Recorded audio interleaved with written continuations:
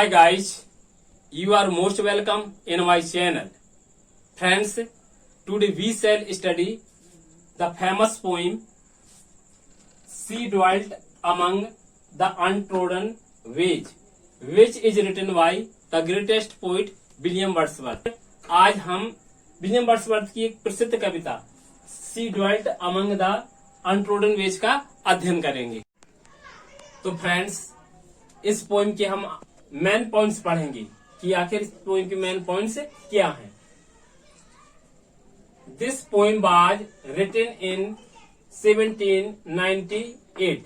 यह जो कविता है 1798 में लिखी गई थी। This poem was published in 1800। यह कविता 1800 में पब्लिश्ड हुई थी।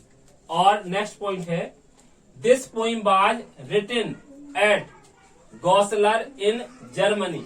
यह कविता जर्मनी के गॉसलर शहर में लिखी गई थी।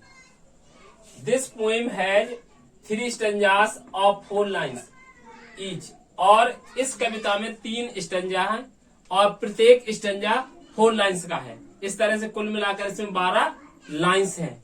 नेक्स्ट पॉइंट देखेंगे, दिस पोएम वाज पब्लिश्ड इन। आखिर विलियम वर्ड्सवर्थ की यह जो कविता है किस में पब्लिश हुई थी? तो उनका जो कलेक्शन है, जो उनका वॉल्यूम्स था लिरिकल बैलड्स, इसमें पब्लिश हुई थी ये। This poem is an elegiac lyric है। नेक्स्ट पॉइंट देखेंगे 3। और हमारा नेक्स्ट पॉइंट है this poem tells the story of Lucy's growth, perfection and death. Some critics thinks that Lucy is the poet's own daughter Caroline, born of his French beloved Mary Annie Bellon, या इन्हीं का नाम है annuity बेलन।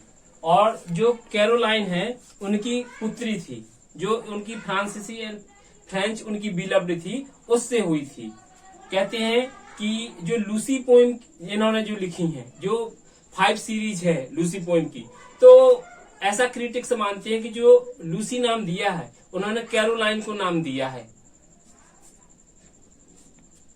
Caroline was born. अब Caroline का जन्म कब हुआ था?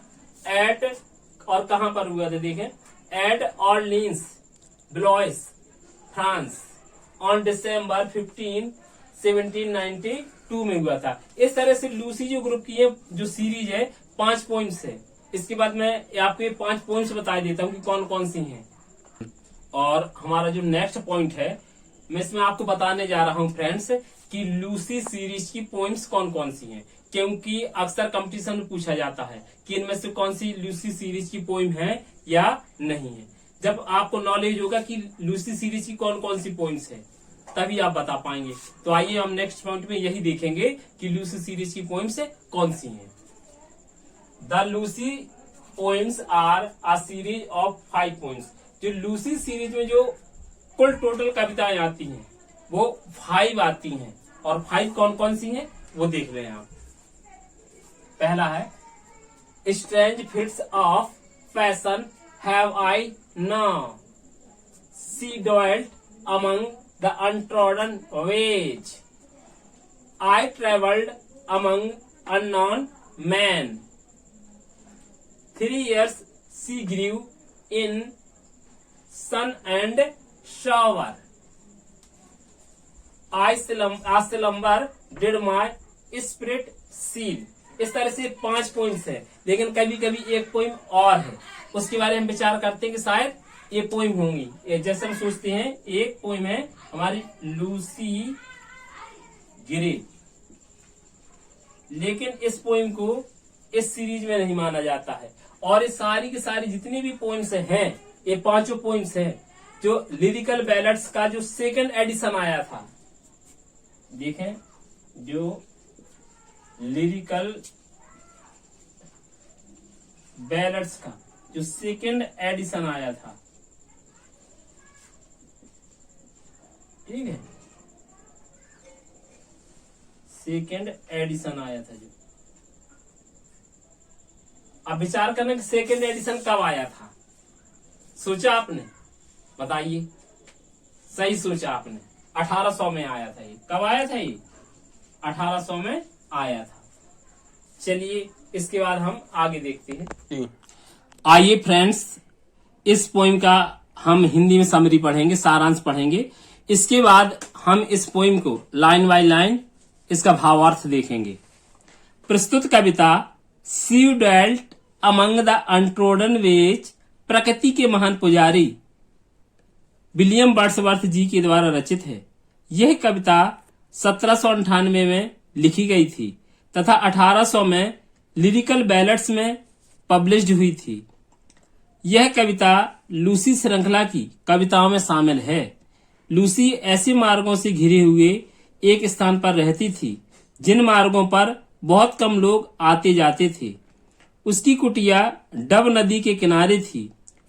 वह एक युवा कुमारी थी और ऐसे स्थान पर रहती थी जहां उसकी युवावस्था एवं सौंदर्य की प्रशंसा करने वाला कोई नहीं था। वह ऐसे वायलेट के फूल के समान थी जो किसी काही से ढके हुए पत्थर के पास खड़ा हुआ हो तथा आने जाने वालों को वो दिखाई नहीं देता है, अर्थात उसकी नजरें नहीं पड़ती हैं क्योंकि वो फूल छिपा रहता है। वह अकेली लड़की ऐसे चमकती थी जैसे आकाश में कोई अकेला तारा टिमटिमा रहा हो। जब वह जीवित थी तो वह प्रदेश के लोगों को उसकी जानकारी नहीं हुई। जब वह चिर निंद्रा में विलीन हो गई तो बहुत कम लोगों को उसकी मृत्यु का पता चला। अब वह अपनी कब्र में दफन हुई पड़ी हुई थी। आइए बाकी जो शेष जानकारी है इस कविता को हम लाइन बाय लाइन पढ़ करके ही प्राप्त करेंगे। She dwelt among the untrodden ways beside the spring of Dove, a maid whom there were none to praise and very few to love. सी अर्थात ये लूसी के लिए आया है। डॉल्ट माने रहती थी, है ना। अमंग माने के मध्य में, अनट्रॉडन वेज माने होता है ऐसे मार्ग या ऐसे रास्ते, अनट्रॉडन जिस पर किसी के कदम न पड़े हो, अर्थात जिसका कोई आना जाना उन मार्गों से ना रहा हो।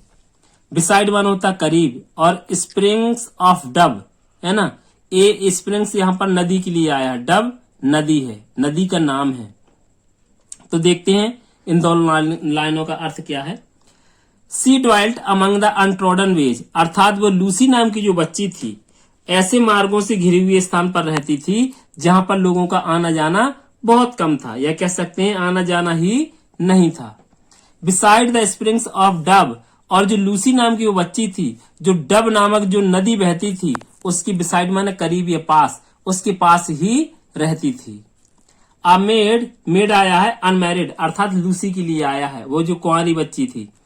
आ made whom there were none to praise, अर्थात कहने का मतलब है जो मेड थी वो एवावस्था से परिपूर्ण थी, है ना, सौंदर्य से यानी परिपूर्ण थी यानी वो बच्ची, लेकिन कहते हैं उसकी कोई यानी प्रेज, प्रेज माने प्रशंसा करना, नन माने कोई भी नहीं, अर्थात कोई भी उसकी प्रशंसा करने वाला वहां पर नहीं था कि उस लूसी की प्रशंसा कर सके, उसकी यानी यूथ की, उसके सौंदर्य की। And very few to love, very few माने बहुत कम, अर्थात ना के बराबर ही। कहते ऐसा कोई भी नहीं था टू लव, जो उसे यानी प्रेम कर सके, उसे स्नेह दे सके। और नेक्स्ट स्टैंजा देखेंगे हम सेकंड वाला, और जो ये हाईलाइट की गई है फ्रेंड्स, ये आपके एग्जाम के लिए टीजीटी, पीजीटी या एलटी या लेक्चरर जो भी एग्जाम आप दे रहे हैं उसके लिए महत्वपूर्ण है, पूछी जा सकती हैं लाइनें। A violet, why a moji stone, half hidden from the eye, fair as star, when only one is shining in the sky. अर्थात a violet, एक फूल होता है वायलेट का, मौजी माने काही होती है, स्टोन माने पत्थर, अर्थात ऐसा जो पत्थर जिसमें काही लगी हो, जो गंदा हो गया हो, है ना, काही लग जाती है बरसात में, तो कहते हैं वो एक वायलेट की समान थी, यानी एक, अर्थात एक जो पुष्प होता है वायलेट का उसके समान थी, वो वायलेट की पुष्प के समान थी, है ना, लेकिन उस पर कोई ध्यान नहीं देता था कि वो कितनी खूबसूरत, कितनी अच्छी बच्ची थी। जिस प्रकार वायलेट का पुष्प बहुत आकर्षक होता है लेकिन उस पर ध्यान नहीं देता कोई। कब ध्यान नहीं देता? जब अ मौजी स्टोन, जब काई वाला जो पत्थर होता है, या कह सकते हैं जो काई आई लग जाती है जिस पत्थर में, जब वो पत्थर ऐसे पुष्प को ढक लेता है, अपनी आड़ में कर लेता है, तो वायलेट का पुष्प दिखाई नहीं देता।